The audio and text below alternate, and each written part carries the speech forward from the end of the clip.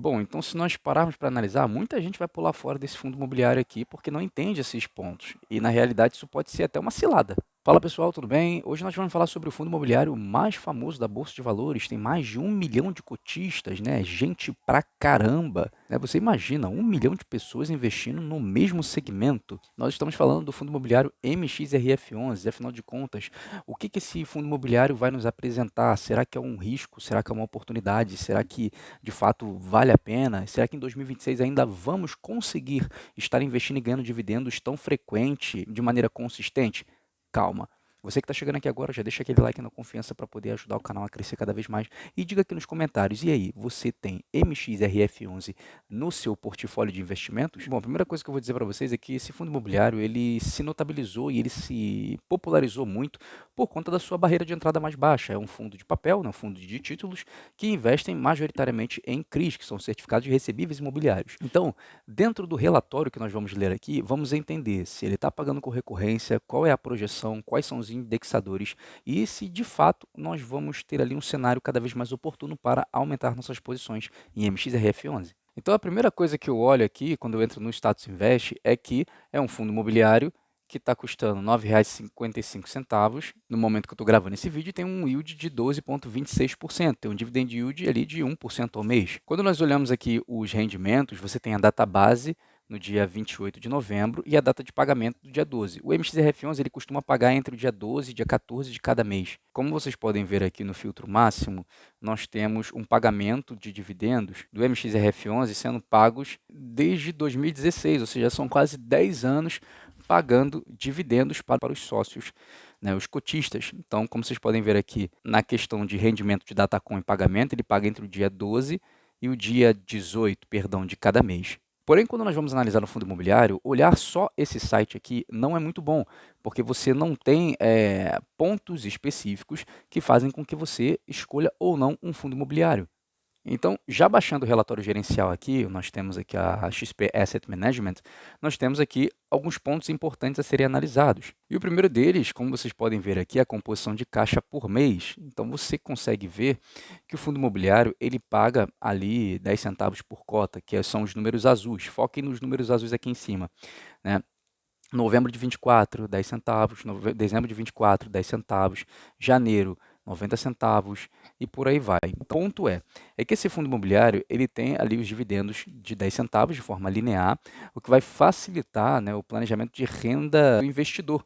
Mas ele também tem uma reserva, que nós chamamos de gordura financeira. E essa reserva acumulada ela é de 0,03. Por conta disso, é uma coisa muito boa, porque em um mês que o fundo de papel estiver ruim, ele pode usar essa gordura para poder compensar uma eventual perda e continuar pagando de forma linear aos investidores. Quando nós olhamos aqui a composição da carteira do MXRF11, nós encontramos algo muito bacana. Olha só, nós temos aqui a composição do portfólio de majoritariamente em CRI, 77,5% em CRI, e nós temos aqui, olha só, indexadores IPCA e NCC, 74,57%. Então você consegue ver que a maior parte da carteira do MXRF11 está atrelado a IPCA e INCC. Então, Kaique, isso quer dizer que o MXRF11 ele é um bom fundo imobiliário? Calma, nós chegaremos lá. O ponto aqui é, você está investindo num fundo de papel que tem o maior indexador em inflação, tanto o inflação ao consumidor como no INCC. Então, se você está buscando uma defesa contra a inflação, você tem ali mais ou menos 75% da carteira do MXRF11 atrelado ao IPCA. Então, ele tem ali um escudo para poder proteger o seu poder de compra. Um ponto importante aqui é que, ao analisar o MXRF11, nós temos outras coisas. Ou seja, vocês estão vendo aqui, ó, permuta e outros fundos imobiliários também, ele tem ali quase 15% em fundos imobiliários e ele tem ali também book de CRIs mais permuta. E esse tipo de estratégia, com permutas financeiras, com CRIs, com outros fundos imobiliários, faz com que ele pague um dividendo um pouquinho melhor, né? Porque ele tem uma estratégia híbrida de investimento. Mas, Kaique, o que são essas permutas financeiras? Vamos supor que nós estamos lá dentro do fundo imobiliário, lá dentro da gestora e vai bater uma construtora na porta da gestora e vai falar, ó, MXRF11, eu tô com esse projeto aqui para poder construir, sei lá, imóveis residenciais. eu estou com esse projeto para poder construir, sei lá, um grande shopping. O MXRF11 vai tirar do caixa e vai ser o sócio do projeto. Então ele vai ser diretamente o sócio financiador desse projeto. Ele não vai comprar uma dívida, ele vai ser o sócio. Isso são as permutas financeiras.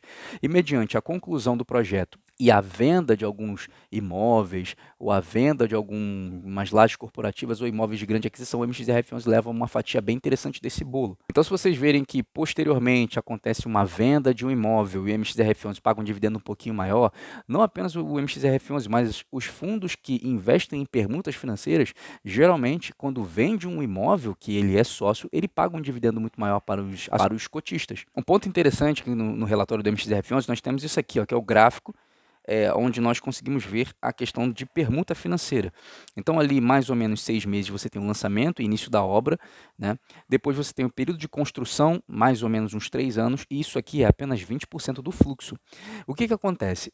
Nesses 20% de fluxo aqui, entre 6 meses e 3 anos, você tem ali pequenas prestações sendo pagas de forma mensal. Porém, ali no final, você tem, após a habitação, 80% do fluxo, que faz com que o fundo ganhe muito dinheiro depois que é habitado, depois que o imóvel está pronto e tem pessoas morando ali também, ou alugando e por aí vai. Então ele consegue ter uma receita muito grande. E pessoal, se você estiver gostando desse vídeo de análise de relatório, deixa aqui embaixo nos comentários qual fundo imobiliário vocês querem que eu analise o relatório e também já deixa aquele like na confiança para você estar ajudando o canal a crescer cada vez mais. Deixa aqui embaixo seu comentário, comente. É muito bom, eu preciso do comentário de vocês para poder evoluir esse canal, tá bom? Quando nós olhamos o portfólio de certificado de recebíveis, nós temos aqui algumas coisas muito boas. Por exemplo, nós temos 33,3% de imóveis residenciais, varejo, agronegócio, shoppings, properties, outros 23,14%. Isso faz com que o fundo imobiliário MXRF11, dentro da estratégia que ele tem de investimento, ele não fica refém de um segmento só. Porque se ele só tivesse uma grande porcentagem em um segmento, mediante uma crise administrativa do próprio segmento, podia ter um calote muito grande que faz com que o fundo seja muito penalizado. Então, esse fundo aqui ele tem uma estratégia híbrida de investimentos, onde ele tem IPCA, mas ele também está diversificado em setores, o que faz com que tenha ali uma segurança para os investidores. Então, assim, é um fundo imobiliário que vem pagando dividendos com muita consistência. Dividendo é o lucro, tá? Repartido entre os sócios, como vocês podem ver aqui na tela, está aparecendo os resultados dos nossos alunos de comunidade, né, que recebem dividendos todos os meses através de fundos imobiliários, através de ações, através de investimentos internacionais. Ah, Kaique, não sei como fazer, não sei como investir. Entra na minha comunidade. Na minha comunidade de investimento você tem aula ali de forma vitalícia, você tem um grupo onde tem aula toda semana para nós falarmos sobre investimento. Então tem muito material dentro da comunidade, mas você também tem material dentro dos nossos grupos. Tem material, mapa de apoio, e-book, calendário financeiro, planilha. Você tem o meu contato pessoal para poder estar te ajudando a montar sua carteira de investimento e de fato fazer com que você invista cada vez melhor. Então o link está aqui embaixo nos comentários. Deixa sua mensagem para mim lá no WhatsApp, fala comigo que quer participar da comunidade de investimentos e eu vou poder te ajudar no que você precisar. Então, pessoal, até esse momento, eu só vi coisas positivas do MXRF11. Só que tem um porém, né? Nós temos que falar dos calotes, né? Tem 4 CRIs aqui que deram calote no MXRF11. Vocês podem estar vendo aí na tela que tem um extenso comentário, mas eu não vou falar sobre eles. Eu vou fazer um resumo bem rápido para que a gente ganhe tempo aqui. Nós temos aqui o primeiro CRI, né? Que o devedor não pagou e o fundo executou a garantia. Agora o MXRF11, ele é dono, sabe do quê? Desse prédio aqui, ó, o Oceanic. E a gestão do fundo imobiliário MXRF11 está tentando alugar esse imóvel, porque obviamente se tiver pessoas se movimentando dentro do prédio, se tiver circulação de capital, o imóvel valoriza e eles podem vender de uma forma muito melhor. O CRI da Urbiplan, né, a empresa está em recuperação judicial desde 2018 e o fundo já considerou isso aqui como perdido. Tá? Faz parte do game, nem sempre as gestoras vão acertar tudo. Nós temos também esse CRI aqui da AIS, né, que se apertou com juros altos e a gestão ela quer vender um imóvel que foi dado em garantia e renegociar o restante da dívida, o que faz uma estratégia inteligente, tá? É uma estratégia que, de fato, assim, se der certo, vai diminuir muito os problemas da gestora. E nós temos aqui o último CRI, né, que a construtora pediu recuperação judicial também. Então, o que nós podemos aprender olhando os calotes, olhando os CRIs problemáticos do MXRF11? É que um fundo de papel, um fundo de título, ele empresta dinheiro a juros também. Funciona como um banco, né, digamos assim, é quase igual ao funcionamento de um banco, que empresta dinheiro a juros. E faz parte do jogo nem sempre acertar, né? O Itaú é o maior banco de todos, mas ele tem problemas, às vezes, com algumas pessoas que pegam dinheiro emprestado com ele, tá tudo bem. Pessoas, eu digo pessoas ou até mesmo instituições, tá? Porém, olha só que legal, quando nós olhamos a análise de receita do MXRF11, nós temos as receitas, sublinhado aqui para vocês, nós temos aqui, ó, de permuta, os recebimentos de FIIs e, obviamente, os maiores recebimentos vão ser de CRI. Como vocês podem ver aqui, ó, um recebimento de CRI bacana, ele tem LCI em renda fixa também e tem as despesas. Então, o resultado é 43.827.085, né? E o rendimento distribuído 43.732.530. Então ainda está num rendimento aceitável. Ah, Kaique, mas e se for um mês ruim? Ele tem ali uma gordura de aproximadamente 14,8 milhões guardado, tá? Para poder suprir uma necessidade. E essa reserva acumulada ela é fundamental porque mantém a perenidade do fundo imobiliário. Então ele continua pagando de forma crescente, né? De forma recorrente. Porém, como eu sou perfeccionista, eu vou dar uma olhada aqui no mais retorno. Kaique, como assim? Você vai entrar nesse site aqui, ó, que é gratuito, mais retorno, e nós vamos fazer a comparação com alguns ativos. Vamos fazer aqui uma análise. Pronto, esse site mais retorno, ele vai me dar aqui as rentabilidades. Tá? Então, como vocês podem ver aqui a rentabilidade do MXRF11, eu vou fazer com indicadores. Bom, eu coloquei aqui o MXRF11, o CDI, o IMAB e o IFIX. E olha só a rentabilidade. O MXRF11 no prazo total, ele vem ganhando tanto do IMAB, isso é muito bom, tanto do CDI e tanto do IFIX no histórico total, né? Pegando aqui nos últimos 5 anos, MXRF11 ainda continua na frente do IMAB, isso é muito bom, colando ali perto com o CDI, mas o que fica de lição é que o MXRF11 no longo prazo, ele tem vencido tanto o CDI como o IMAB, e olha só, o IFIX no último ano tem ganhado, né? O IFIX só apanhou, mas agora está ganhando, né? Fazer o quê? Então, pegando todas as notas de relatórios que nós olhamos aqui, o MXRF11 ele fica ali numa nota 9 de 10, tá? Porque é um fundo que tem uma gordura boa, é um fundo que é robusto, é um fundo que tem uma exposição diversificada até mesmo dentro dos certificados de recebíveis imobiliários.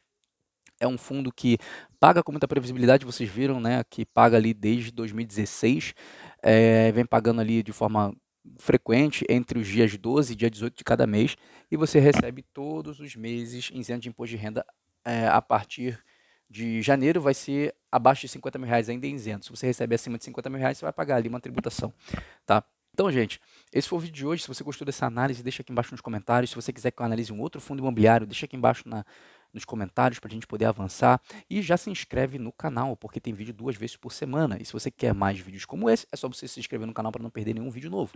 E também eu faço novamente um convite. Venha para a nossa comunidade de investimento, venha aprender comigo, você é seu professor.